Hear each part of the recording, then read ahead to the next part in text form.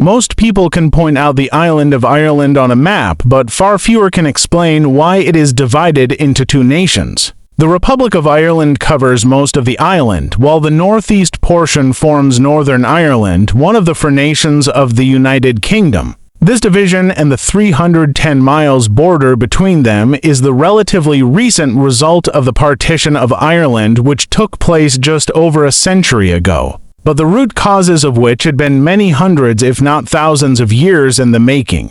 For much of its history, Ireland has been shaped by invasions, wars, migration, and division, the scars of which are still visible across the island to this day. But how did these events come to divide Ireland in the first place? And what spurred the efforts in more recent times to set these differences aside and move towards a period of peace and unity? This is the history of Ireland. Music long before recorded history, humans inhabited the island of Ireland. Although they left some cultural legacy in the form of megalithic stone tombs, little is known about these first people who came to call Ireland home. Instead, it was the Iron Age Celts who would leave the deepest cultural imprint upon the landscape when they arrived around the mid-1st millennium BC, bringing with them the Celtic language and the way of life that had spread across much of Europe. Over time, the Celts in Ireland formed their own distinct version of language and culture, giving rise to Gaelic, which had come to dominate the island by the turn of the millennium.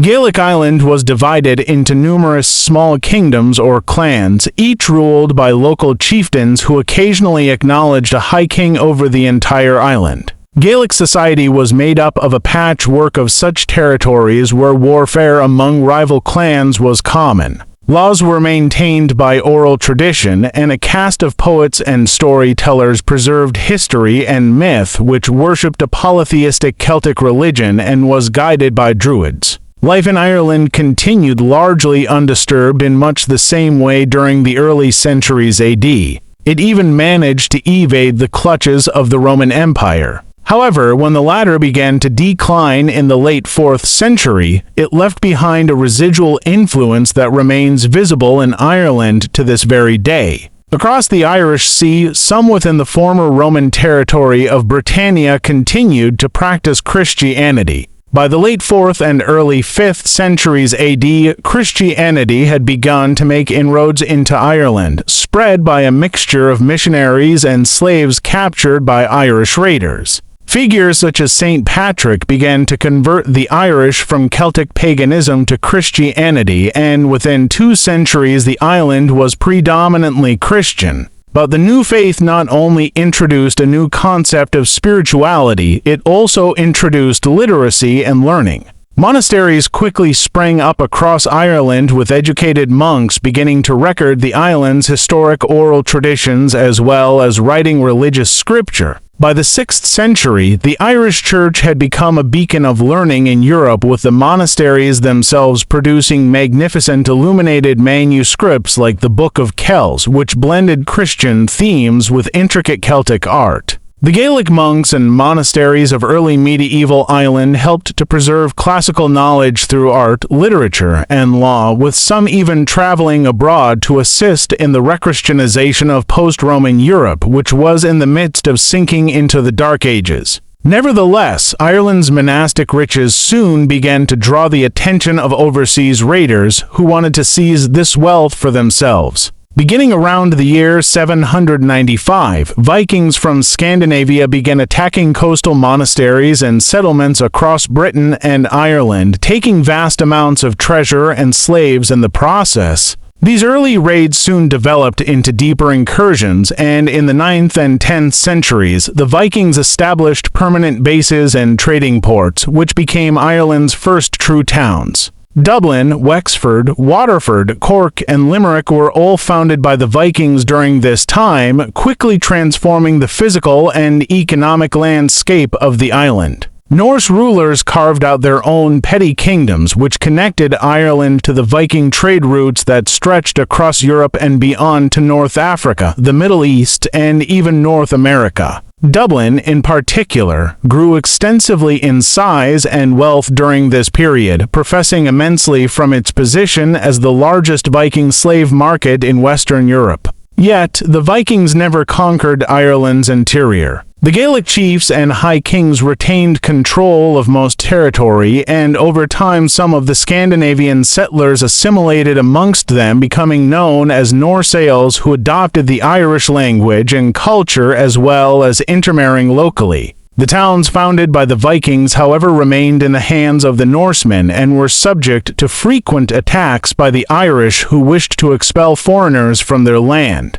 After many years of intermittent fighting in 1014, the Irish High King Brian Boo won a famed victory at the Battle of Clonarf against the Norse-Irish alliance, after which point the power of the Vikings in Ireland began to wane. In the subsequent decades, a period of economic growth descended across Ireland, with its coastal towns remaining centers of trade and commerce. Yet, despite the breaking of Norse power, the country remained politically fragmented. But it was only by the time of the 12th century that this disunity was exploited and used to introduce another power dynamic that would become an enduring and contentious aspect of Ireland's history. In 1169, Protestant English colonists. Farther north, the most decisive conflict came towards the end of the 16th century when Hugh O'Neill, the powerful Gaelic Earl of Tyrone, initiated the 9 Years' War against English rule by rallying many Irish lords in a final great attempt to preserve Gaelic Island. O'Neill won major victories and even secured aid from Catholic Spain, but it would ultimately be in vain, for in 6001 the English forces crushed the Irish and their Spanish allies at the Battle of Kinsale. O'Neill surrendered 2 years later, and soon afterwards he and other Ulster lords went into exile in Europe, an event known to history as the Flight of the S in 6007. Subsequently, the English crown claimed authority over the entire island of Ireland and brought about the collapse of the old Gaelic order. With Ireland subdued, the early 17th century brought a massive project of colonization, forever changing the island's demographics and land ownership.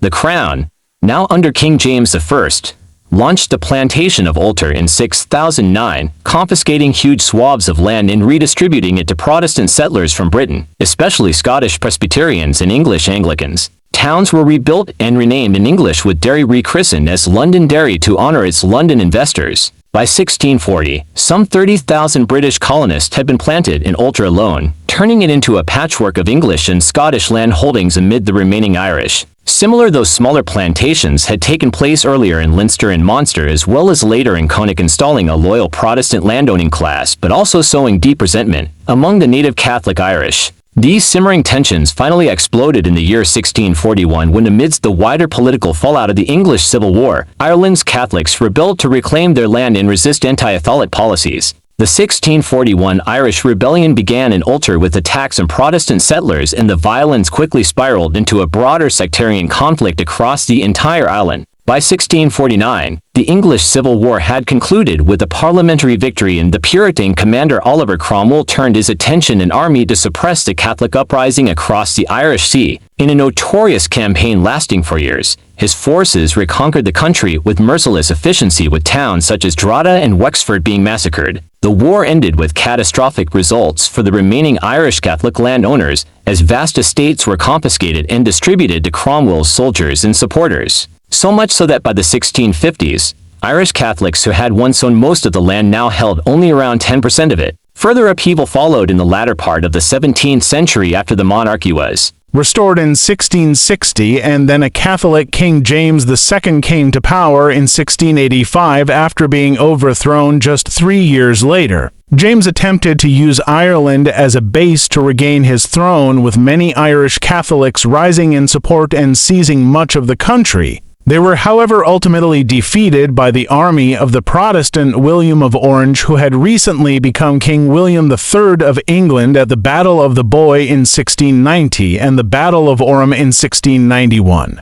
In the aftermath, a harsh regime of penal laws were introduced which stripped Ireland's Catholic majority of their basic rights, meaning they could no longer serve in Parliament, vote, hold public office, own firearms, or even inherit land. By 1700, the country was dominated by an Anglican Protestant minority, otherwise known as the Protestant Ascendancy, which owned the great country estates and controlled the government. The dispossessed Irish Catholics, over 3/4 of the population, were relegated to tenant farming, and the Gaelic Irish culture, now intertwined with the persecuted Catholic religion, survived mostly among the rural poor. Throughout the 18th century, political power resided with the minority Anglican elite, concentrated in the Irish Parliament in Dublin. Still, the 1700s were a relatively stable period compared to the wartime horrors that had defined much of the previous century.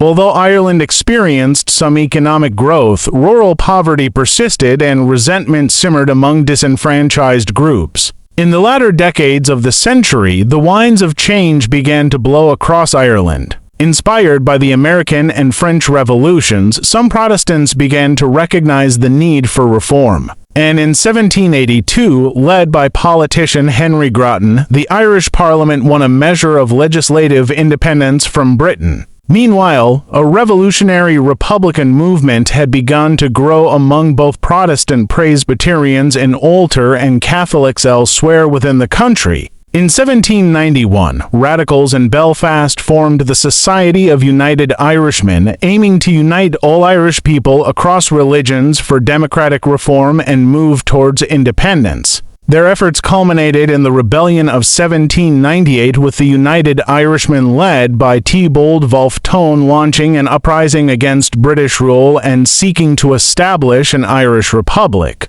The rebellion was brutally suppressed by British forces. Tens of thousands died in the fighting that raged particularly around Wexford and Ulster. Wolfe was captured and died in prison, becoming a martyr for Irish nationalism. The failure of 1798 nevertheless convinced the British government that the Irish Parliament was unreliable and that Ireland must be directly ruled by Britain to prevent any future rebellions. The solution came in the form of the Act of Union made effective on the 1st of January 1801. The Kingdom of Ireland was abolished and merged with Great Britain to form the United Kingdom of Great Britain and Ireland. The Parliament in Anglo-Norman knights from Britain landed in Ireland upon the invitation of a local king, Dermot MacMorra, who was seeking military aid to settle a dynastic feud. These Normans, led by Richard de Clare, otherwise known as Strongbow, seized large parts of Leinster in the process.